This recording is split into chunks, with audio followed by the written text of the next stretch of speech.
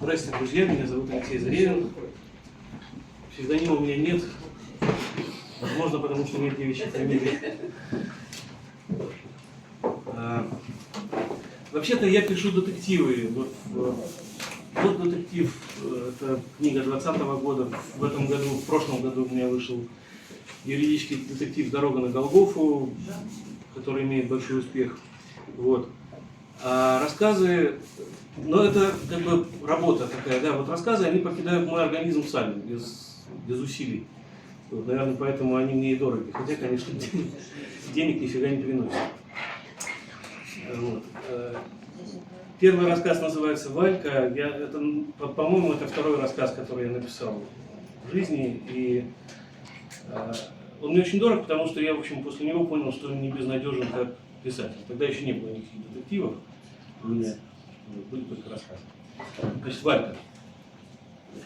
В Адоевском районном суде слушалось дело об алиментах. На месте ответчика сидел Ефим Лукин. Крепкий черноволосый мужик лет 40 с недельной щетиной на широких щеках и суровым взглядом из-под густых бровей. Своим видом он являл оскорбленную невинность и несогласие. Ноги его были скрещены, руки переплетены и уложены на умеренное чрево. На лице читалось презрение с недоумением, ноздри с шумом втягивали и выпускали спертый воздух зала заседания. Истица, немолодая женщина по имени Елизавета, одной рукой нервно теребила кончик платка, другой гладила по волосам сидящего рядом мальчугана. Мальчугана звали Валькой, было ему от роду 8 лет. Как Ефим, он был черноволосый и не согласен. Казалось ему, что батю обижают, и виновата в этом мать, которая хочет за здорово живешь засудить отца. Валька сердился, уворачивался от материнской ладони и глядел на Елизавету с приказной досадой.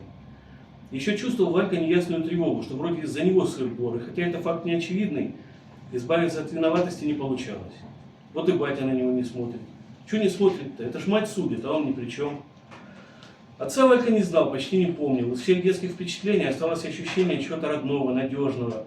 Помнил только, как мать подсаживала на печь, а там его крохотного подхватывали большие теплые руки.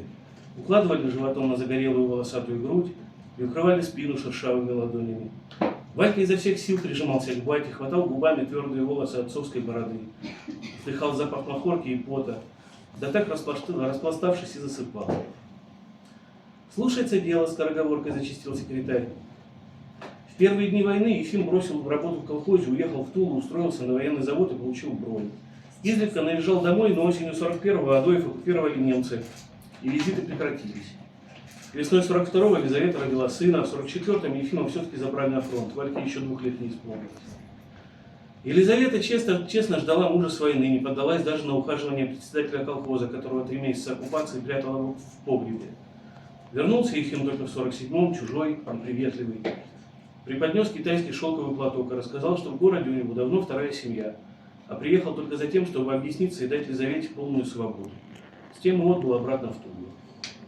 Месяц Елизавета ревела, выслушивая советы подруг, как отомстить изменщику и его подколодной змее.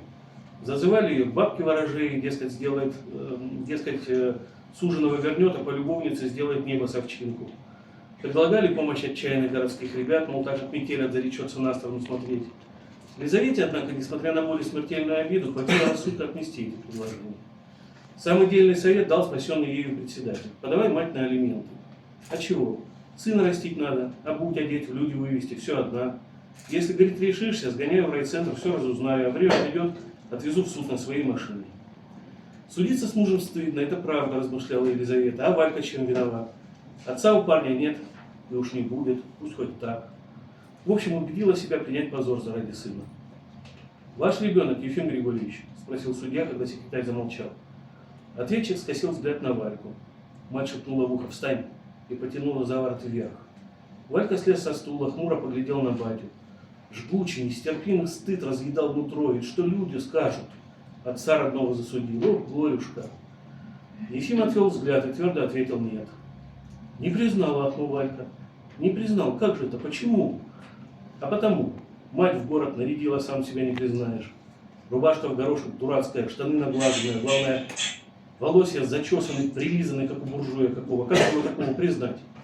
Валька сел на место, убедился, что мать на него не смотрит, взъерошил волосы на макушке, вскочил и выпалил: «Батя, а так признаешь?» По залу побежали бабьи вздохи вперемешку с мужицкими смешками. Ефим поглядел на сына, дернулся, тянул носом воздух, закрыл глаза, уронил лицо на ладони. Елизавета скривилась, закусила губу и заскулила. Судья снял толстые очки в роговой оправе, задумчиво постучал мне по столу, поморщился и тихо спросил: «Не стыдно, товарищ Лукин?» В зале повисла кладбищенская тишина. Судья снова постучал очками по столу. «Истица, какова желаемая сумма алиментов?» Елизавета перестала скулить, робко встала, оглянулась, ища поддержки. 25! Донеслось с последнего ряда, где сидела молодая председателева жена. 25 рублей? Вопросительно ответила истица, стоя к судье в полоборота. Судья нацепил очки, переложил какие-то бумаги, нашел нужную и погрузился в чтение.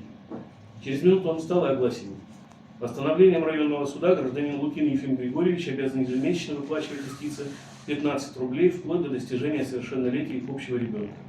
Копию постановления направить по месту работы гражданина Лукина. Солнце заливало пыльные улочки районного центра, кипела белым цветом черемуха. Лукин скрутил папироску, прикурил, выпустил носом белый дым. «Батя!» Ефим обернулся. Валька, румяный от смущения, стоял в 5 шагах, мял в руках кипчонку. «Батя, это все мамка, я бы никогда!» Отчаянно прошептал он. «Пойди сюда», — сказал Ефим. Валька приблизился. Вдохнул запах махорки и новый незнакомый аромат крепкого одеколона. Хотел обнять отца, но оробел. Только вымолвил: «Прости, батя». Ефим провел ладонью по черным волосам сына и сипло сказал: «Все, иди, мальчик, ступай».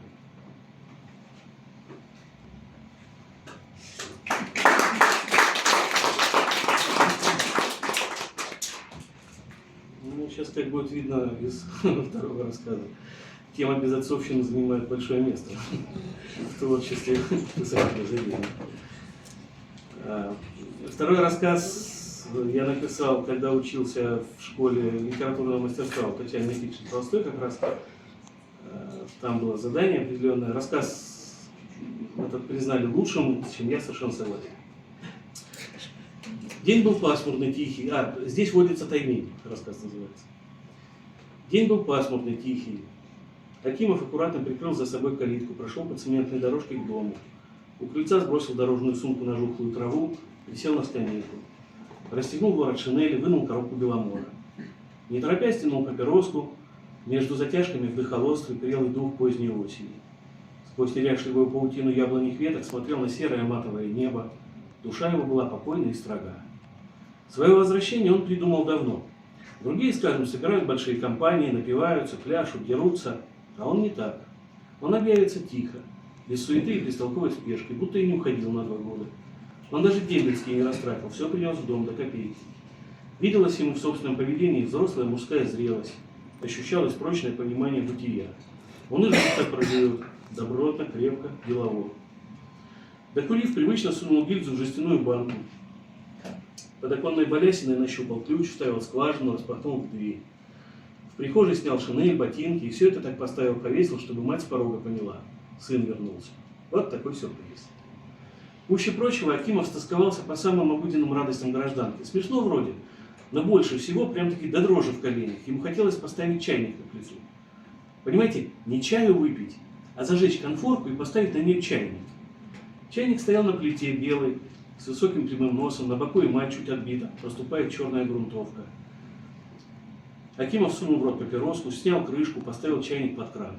Вода с шумом полилась в покрытое накипью железное нутро. Наполненный чайник он определил на большую конфорку. Чиркнул спичкой по шершавой боковинке коробка. Сера вспыхнула, выбросила клубок пахучего дыма. Акимов ткнулся папироской в огонек. Аромат горящей спички прошел через крепкий табак, пропитал его своим вкусом. Акимов с удовольствием затянулся, провернул вентиль, вспыхнул газ и синими лепестками обхватил желтоватое дно. Пепельницы не было, он полез в серван за блюдцем, поставил перед собой фарфоровую тарелочку, выпустил носом дым, и тут же в серванте увидел 2 стопки почтовых конвертов. Наверное, мать разбирала бумаги да оставила. В одной были письма из армии, их он узнал сразу по почтовым маркам. Взял вторую стопку. Писем было всего 7. С недоумением перебрал пожелтевшие конверты, узнавая на лицевой стороне как будто свой почерк. Чепуха, не может этого быть, он эти конверты впервые в жизни видит. Разглядел адрес отправителя. Город Белый Яр. улица, индекс, адрес получателя, Акимову Диме. Наугад вытащил одинарный листок, клетку, покрытый с обеих сторон убористым почерком. «Здравствуй, сынок. Пишу тебе с нового своего места жительства. Нашу бригаду перебросили на строительство города Белый Яр. Пока что это не город, а поселок, который стоит на реке Обь. Это очень большая река, в 100 раз шире Ахтубы. Я уже побывал на рыбалке. Здесь водится таймень. Большая и очень вкусная рыба». «Таймень», произнес вслух Акимов и перечитал. «Здесь водится таймень». Отец писал ему письма. Отец писал, а мать, значит, прятала. Не выбрасывала, хранила, но и читать не давала. Вот такой сюрприз. Здесь так много комаров, что без специальной мази нельзя выйти на улицу. Нужно мазать все участки кожи, не скрытой одеждой. На рыбалке, когда насаживаешь червя, кончики пальцев остаются без мази, и комары кусают прямо в подушечки. Чешется ужасно. «Сынок, напиши мне, как ты учишься, что проходишь в школе. Твоя мама говорит, что ты не хочешь мне писать. Конечно, я виноват перед тобой, но я тебя люблю и очень жалею, что не могу быть рядом». «Я же не знал», — забеспокоился Акимов. «Не знал же?»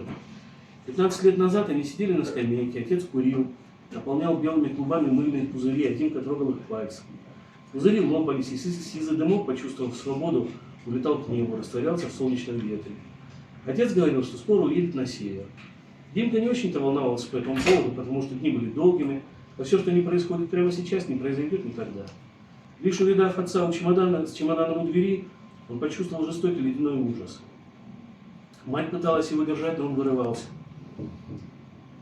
Хватал отца за ноги, захлебывался ревом и повторял: «Папочка, не уходи». Отец объявился через 6 лет, когда Димке было уже 12. Привез огромный самосвал с красной кабиной и синим кузовом, испек пирог с рыбой. Мать усмехалась: «Видишь, каков стал. Раньше-то макароны сварить не мог, а клюнул в копчик жареный петух, так и пироги печь научился». Потом Димка сел за уроки. Родители на кухне пили водку, говорили все громче и в конце концов разругались. «Это мой сын!» — кричал отец. «Я имею право!» «Право!» — шипела мать. «Я тебе покажу право! Ребенку нужен отец. Где ты был 6 лет, отец? Ты сама бу-бу-бу-ду-ду-ду, алименты!» — яростно бубнил отец. «Ду-ду-ду, жить с твоими бабами, бу-бу-бу!» — вторила мать. «Отсужу! Исполнится 14, отсужу!» — выкрикнул отец и загремел стулом. Мать распахнула дверь в Димкину комнату, лицо перекошено в пятнах. «Отец уходит», — объявила она срывающимся голосом. «Иди прощаться». Отец бросил с порога: «Жди меня, сынок», и хлопнул дверью. Мать с того дня стала дерганой, все пытала Димку, с кем он хочет жить, попрекала будущим предательством, дескать, бросишь мать, уедешь к отцу на севера. Димка злился на ее дурацкие страхи, ломаным боском заверял, что никуда он от нее не денется, и не нужны ему никакие севера. Следующий конверт был тугим, плотным. Из него Акимов вынул черно-белый снимок. Отец стоял на берегу реки. На тыльной стороне выведено: «Это я гуляю по берегу Козыма». «Здравствуй, сынок. В первых строках своего письма хочу тебя поздравить с Новым годом. Расти большой, не будь лапшой, слушайся маму. Недавно я повстречал Деда Мороза. Он тебе подарит?» «А вот уж хуль, конечно, задарил всего», — усмехнулся Акимов. Он собрал письма, прихватил спички и вышел вон. Старая бумага вспыхивала весело и спускала особый запах горелых фотографий. «Здесь водится таймень», — шептал Акимов и щерил рот в злобной усмешке. «Ишь ты, блин, таймень».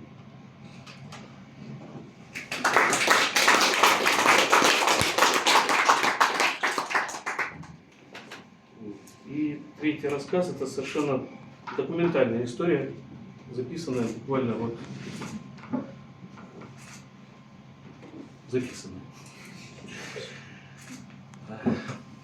Называется рассказ «Святой». Случилось это в прошлом году на исходе мая.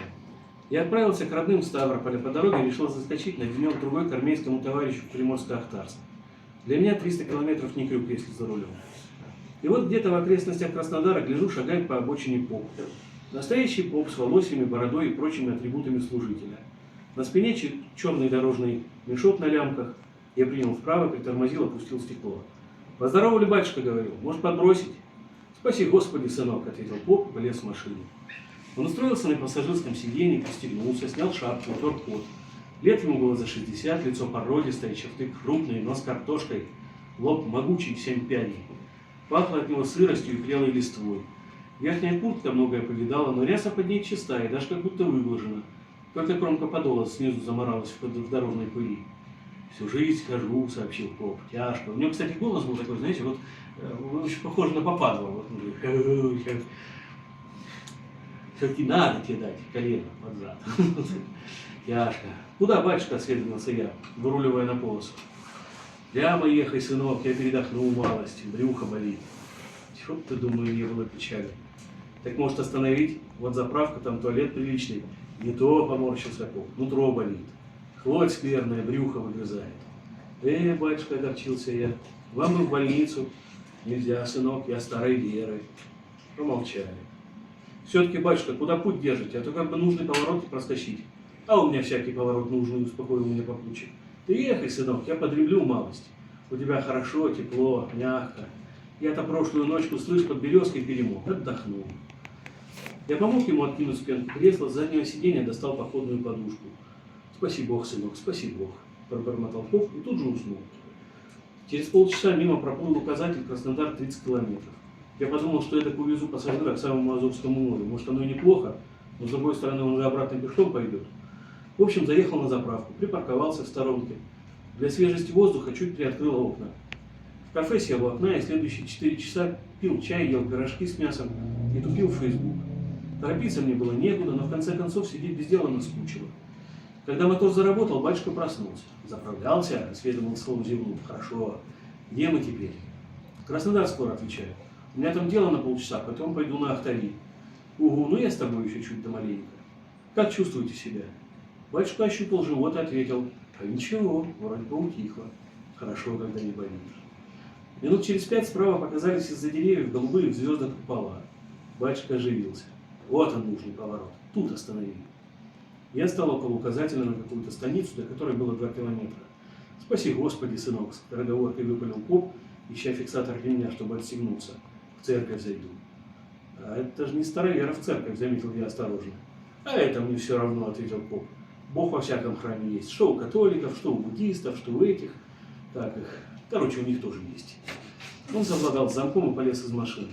Выздоравливайте, батюшка. Как Бог даст, пробормотал он в ответ. Поп вышел, но дверь не закрыл. Мгновение размышлял и наконец выдал. А ты, видать, святой. Тут я рассмеялся. А то ж, конечно, говорит, кроме меня на Руси святых не осталось. Смейся, смейся. Поп улыбнулся впервые с момента нашего знакомства. Брюхо ты не подлечил. Видишь, посидел с тобой рядом, хворь отпустила. Верный знак. Спасибо, говорю на добром слове, батюшка. Но не весь. Вдруг строго добавил поп. Чего не весь? Святой, не весь. А процентов на 20. Этого, однако, хватит, чтобы в Царствие Небесное попасть. Я-то раньше там окажусь, за тебя похлопочу. У меня-то, слышь, святости процентов 60. Он прищурился. А то и все 70 будет. Поп хлопнул дверью, бодро зашагал по разбитому асфальту. Я отпустил ручной тормоз и подумал, похлопочи, отец, похлопочи.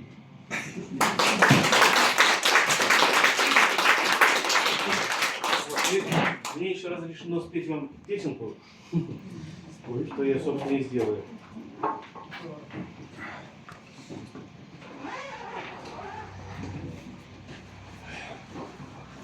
Чтобы сгладить тяжкое впечатление от безотцовщины.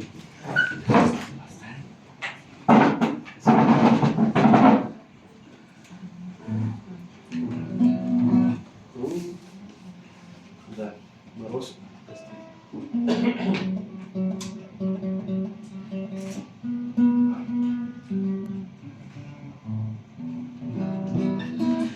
Песня называется «Разговор с котом». Стихи написал замечательный поэт Сергей Плотов. И они настолько просились на музыку сами, что когда он ее выложил, он эти стихи выложил в Facebook, и там прям в комментарии народ тут же начал пилить песенки, которые тут же и написал, не отходя от кассы. Я послушал там 3-ю или 4-ю песню, думаю, господи, ну почему никто не слышит, что это блюз? Друзья мои, ну не, это не солнышко лесное, ну что ж такое, при всей любви к избранным.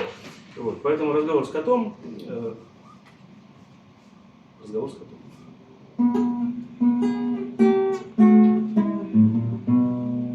Я недавно беседу имел с котом, так как кот в настроении был как раз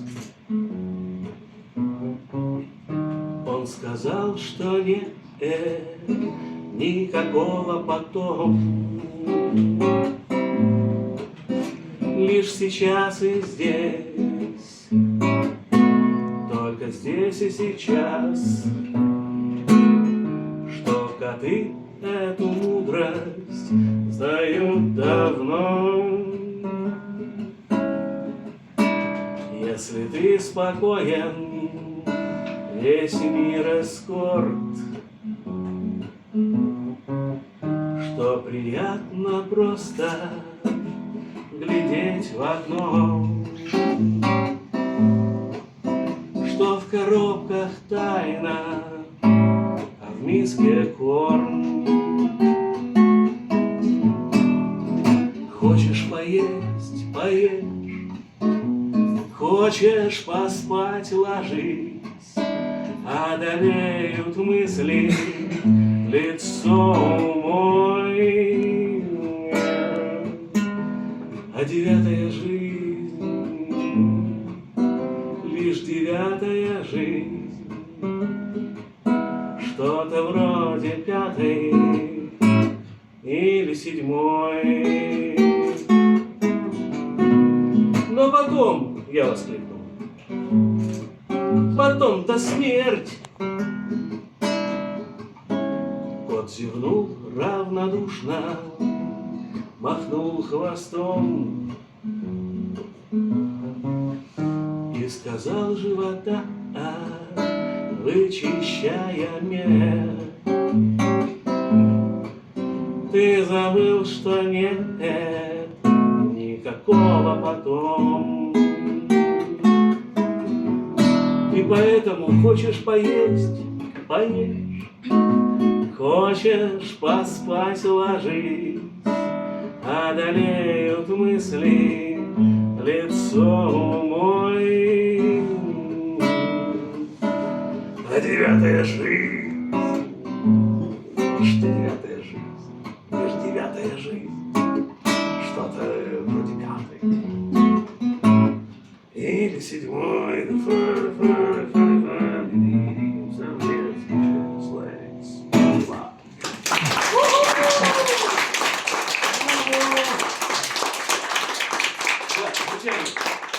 Эта книга, между прочим, по версии портала «Вот литература», очень авторитетный портал, для тех, кто знает, она вошла в тройку лучших новинок года. Вот. Цены этой книги, конечно же, нет в этой связи. Поэтому кто сколько хочет, тот столько может заплатить. Ну, если у кого совести нет, берите бесплатно, мне не жалко. Сейчас перерыв 20 минут. На видео упомянута соцсеть, запрещенная в России и признана экстремистской.